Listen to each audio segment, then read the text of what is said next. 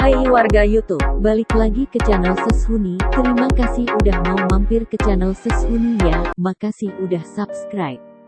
Subscribe kamu ngebantu banget untuk Mimin lebih semangat bikin sinopsis loh. Pastinya juga membantu berkembangnya channel ini.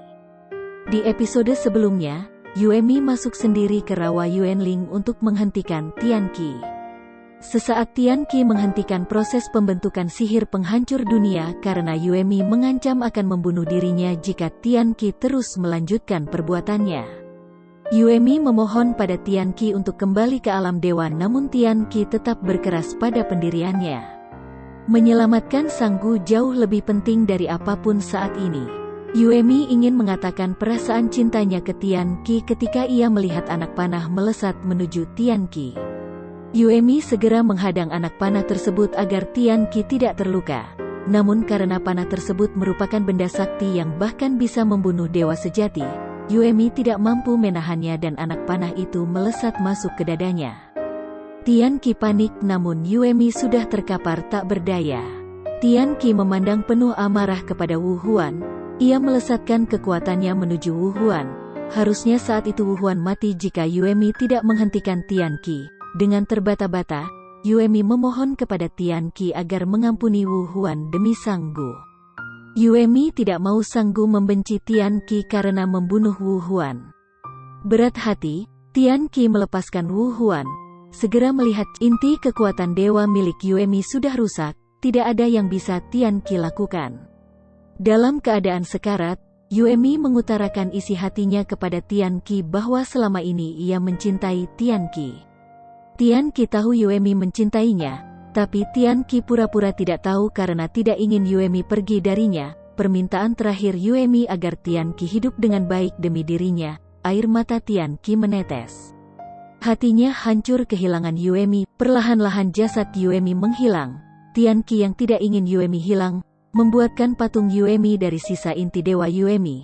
Tian Qi mengumpulkan tekad terakhirnya. Juga demi Yuemi, ia harus menyelamatkan Sang Gu. Ia kembali membentuk formasi sihir, sedikit lagi hingga formasinya terbentuk sempurna. Bai Jue terbelalak tak percaya, begitu juga Mu Guang. Perlahan-lahan 12 bintang berjatuhan di langit menandakan gugurnya Dewi Bintang. Ziyang dan Sang Gu yang menyaksikan bintang-bintang berjatuhan juga tak percaya, namun air mata Sang Gu sudah mulai berjatuhan. Wu Huan tergopoh-gopoh keluar dari rawa Yuanling. Ia berbohong pada Bai Jue dengan mengatakan Tian Qi membunuh Yuemi dan nyawanya selamat karena Dewi Yuemi menyelamatkannya. Bai Jue masih tidak percaya dengan ucapan Wu Huan. Ia bergegas masuk ke rawa Yuanling sendiri. Zihan membela Tian Qi, dewanya tidak mungkin membunuh Dewi Yuemi. Ia meminta Shen Jian masuk ke rawa Yuanling untuk menolong dewa Tian Qi. Di rawa Yuanling, sementara Tian Qi menyempurnakan formasi sihir, Shen Jian menjadi tameng Tian Qi. Ia melawan para dewa yang hendak melukai dewanya. Tian Qi menitipkan pesan pada Shen Jian. Selepas kepergiannya, Shen Jian harus menjadi pemimpin alam siluman dan membantu membentuk kembali 3 alam. Meski berat bagi Shen Jian, ia tidak bisa menolak perintah dewa agungnya. Tian Qi pun mengirim Shen Jian pergi dari rawa Yuanling. Dua dewa sejati saling bertarung. Bai Jue masih berusaha agar Tian Qi menghentikan perbuatannya. Ia mengingatkan Tian Qi jika ia tetap melanjutkan formasi sihir maka banyak nyawa-nyawa yang tidak bersalah akan melayang. Dalam kesamaran penjelasannya, Tian Qi hanya mengatakan jika baik dirinya, Bai Jue, Ziyang dan Sang Gu berasal dari rumpun yang sama. Bai Jue belum berhak memutuskan perbuatannya salah atau benar, hanya demi nyawa-nyawa lain selain Sang Gu. Bai Jue yang masih tidak mengerti maksud Tian Qi, terpaksa bertarung dengannya. Ia masih berusaha memegang janjinya kepada Sang Gu yaitu akan membawa pulang Tian Qi ke alam dewa. Ia pun terdesak keadaan. Bai Jue terpaksa menghunuskan tombak Taichang miliknya ke dada Tian Qi. Tian Qi tak berdaya dengan tombak Taichang menancap di dada sebelah kanannya. Tatapan Bai Jue nanar. Mata indahnya berkaca-kaca berhadapan dengan Tian Qi, saudaranya sendiri yang harus mati di tangannya. Tian Qi terbata-bata memperingati Bai Jue jika suatu saat Bai Jue akan menyesal karena telah menghentikannya. Perlahan-lahan jasad Tian Qi menghilang. Hati Bai Jue hancur, di satu sisi karena dia tidak bisa menepati janjinya kepada Sang Gu, di sisi lain karena kehilangan Tian Qi yang saudaranya sendiri. Bai Jue membeku, tidak bisa berkata-kata lagi. Ia mengusir semua yang ada di rawa Yuanling. Tak lama Ziyang dan Sang Gu datang. Keduanya melihat keadaan sekeliling. Sang Gu menanyakan Bai Jue apakah Tian Qi mengatakan alasannya melakukan semua ini. Bai Jue menjawab tidak. Sang Gu terpuruk mengetahui Yuemi dan Tian Qi sudah meninggal. Mereka adalah dua orang yang sangat Sang Gu sayangi. Tian Qi adalah orang pertama yang Sang Gu lihat di Menara Qiankun dan orang yang paling Sang Gu percaya. Ia masih tidak percaya kalau perbuatan Tian Qi karena dia ingin menjadi Mahadewa. Sang Gu ingin mencari Zihan untuk menggali kebenaran, tapi Zihan sudah pergi ke alam siluman dan Bai Jue yakin Zihan tidak akan menemui Sang Gu dalam waktu dekat. Namun Sang Gu berkeras akan tetap mencari tahu kebenarannya. Zi yang menatap sedih ke arah Bai Jue.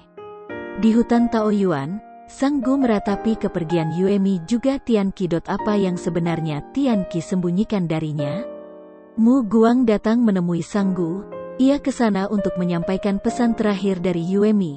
Yuemi minta maaf pada Sang Gu ketika ulang tahunnya, mengajak Sang Gu ke hutan Taoyuan dan memberitahu tentang dewa sejati Bai Jue sebenarnya demi kepentingan Yuemi sendiri agar Tian Qi berhenti mengharapkan Sang Gu. Ia berharap Sang Gu mau memaafkannya. Air mata Sang Gu kembali terjatuh mendengarnya.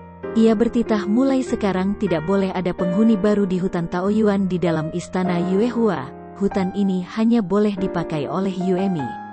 Sang Gu juga berjanji akan menghidupkan bintang selama dirinya masih ada dan selama alam dewa masih ada. Ia juga mengangkat Mu Guang sebagai dewa bintang. Selepas Mu Guang pamit, Bai Jue datang. Ia meminta bantuan Sang Gu. Di istana Chaoseng, ada Gu Jun yang sedang merawat Wu Huan yang masih sakit. Wu Huan bermimpi buruk karena dihantui rasa bersalah atas kematian Dewi Yuemi. Ia juga takut jika dewa sejati Bai Jue mengetahui kebohongannya.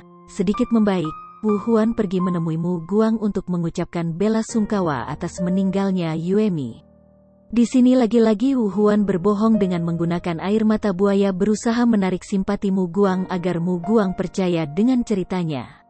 Wu Huan merasakan kelegaan yang besar saat Mu Guang mengatakan Dewa Tian Qi sudah mati dipenggal oleh dewa sejati Bai Jue.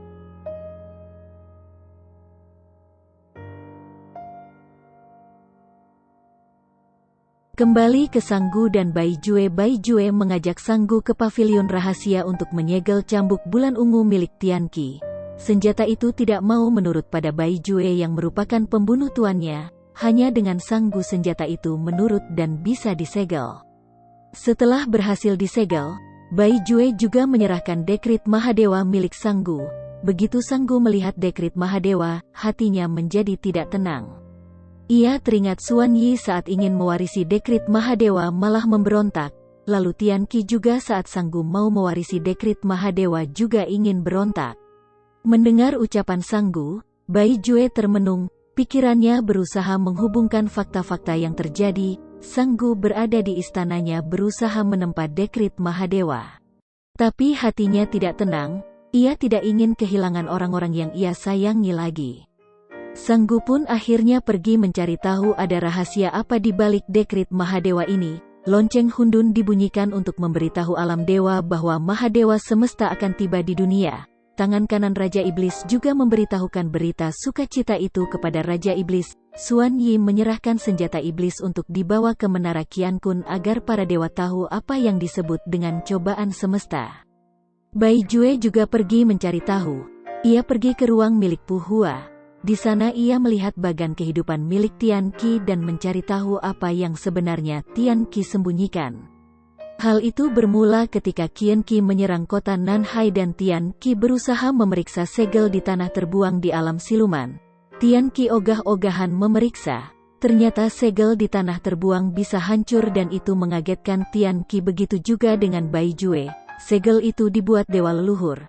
Harusnya yang bisa mempunyai kekuatan semesta hanya Mahadewa. Mereka bergegas ke Menara Qiankun dan bertanya pada dewa leluhur, Di sana baru diketahui kalau yang dimaksud dengan cobaan semesta adalah alam dewa akan hancur dan hanya Mahadewa semesta yang bisa menghentikannya.